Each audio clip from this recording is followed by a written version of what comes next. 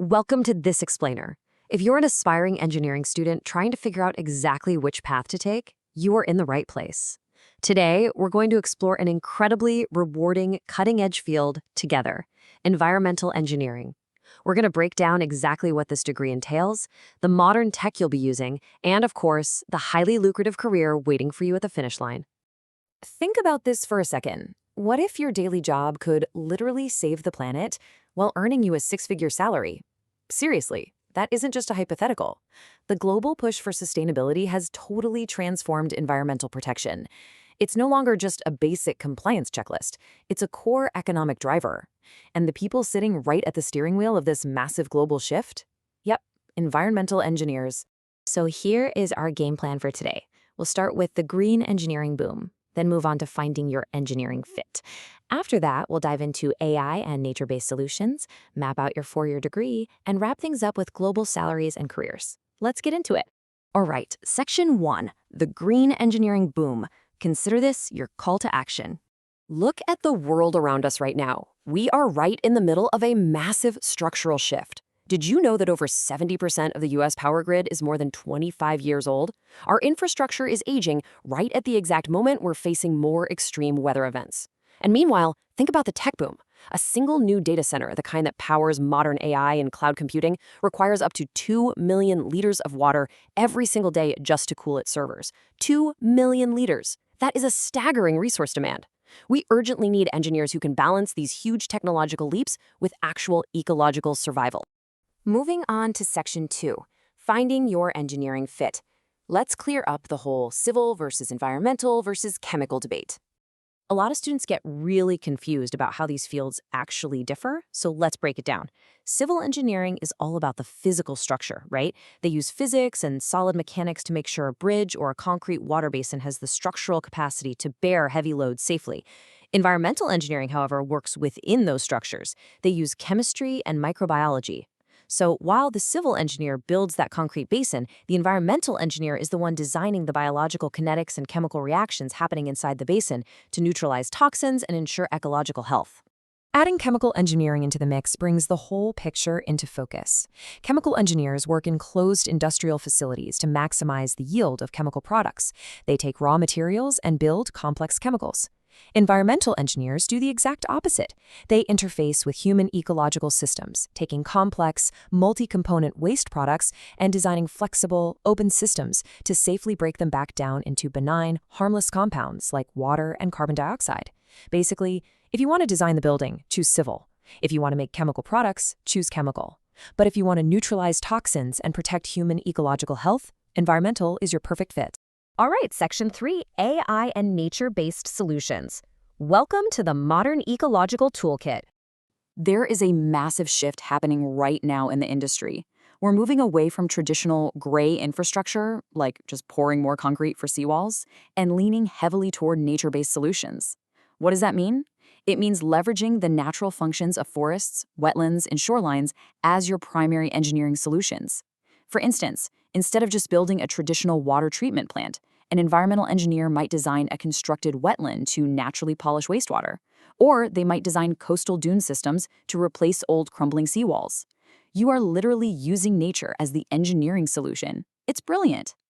But here's the catch. You aren't just guessing how these natural solutions will perform. You're using advanced tech like digital twins. These are dynamic, virtual replicas of physical systems that evolve in parallel with their real-world counterparts using real-time data. Environmental engineers use 3D subsurface modeling and digital twins to predict exactly how extreme weather or a new infrastructure project will impact the real world. You run the simulation in the virtual world to perfect the ecological design before a single shovel ever hits the dirt. It's like having a crystal ball for the ecosystem. Let's apply this to a real-world scenario. Remember those AI data centers we talked about, the ones guzzling 2 million liters of water? Here is exactly how environmental engineers tackle that. Step 1, they assess that massive water draw from the local municipality. Step 2, they design closed-loop recycled wastewater systems, so the facility isn't just constantly draining the city's drinking water. Step 3, they integrate AI-driven thermal optimization to monitor and manage the heat exchangers at peak efficiency. You are literally merging advanced thermodynamics with sustainable resource management. Okay, Section 4, your four-year degree map. Let's talk about your academic journey. Assuming your first year covers all your foundational math and physics, your core specialization really kicks into gear during year 2. You'll start with fluid mechanics, thermodynamics, and mechanics of materials. Then, in year 3, the magic happens. You'll dive into environmental microbiology and hydrology, figuring out bacterial growth kinetics and rainfall runoff modeling, alongside life cycle assessments. By year 4, you're doing the real deal. Actual design work, water and wastewater treatment design, transport modeling, and a capstone project where you solve a real-world environmental challenge for an actual industry partner. Now, to prepare for this degree and thrive in the green economy job market, there are a few absolute non-negotiables. First, master that foundational chemistry and biology. Second, excel in collaborative problem solving and lab work. It's also absolutely crucial to learn industry standard software early on. Get familiar with tools like AutoCAD, EPA, SWMM, and Leapfrog. Also, and honestly, this might be the most important one, you must develop strong communication skills. You have to be able to explain complex technical data to non-technical clients and government officials. Finally, prioritize gaining hands-on field experience through internships. Get out there and get your boots dirty. Which brings us to our final section, Section 5, Global Salaries and Careers, the Future-Proof Reward. Let's be real for a second. Saving the planet pays incredibly well. Just looking at median annual salaries, roles in pipeline transportation sit at over $153,000. Chemical manufacturing offers over $141,000, and federal government roles average nearly $115,000. These are highly competitive, six-figure careers, and the reason they pay so well is that corporate compliance and sustainable resource management are now top priorities for literally every major global industry. And this isn't just a localized job market either. The global push for decarbonization is accelerating the development of the blue economy. We are seeing massive investments worldwide in things like offshore wind farms and carbon capture sites. This creates an unprecedented demand for high-resolution geophysical data. And guess who manages that? You do. This career path fully supports sustainable global development, which means it opens doors for international travel and overseas job opportunities like never before. So here's the final thought I want to leave you with. The green economy is waiting for its next engineering leader. Are you ready to build the future? Environmental engineering is this incredible intersection where cutting-edge science meets absolute global necessity.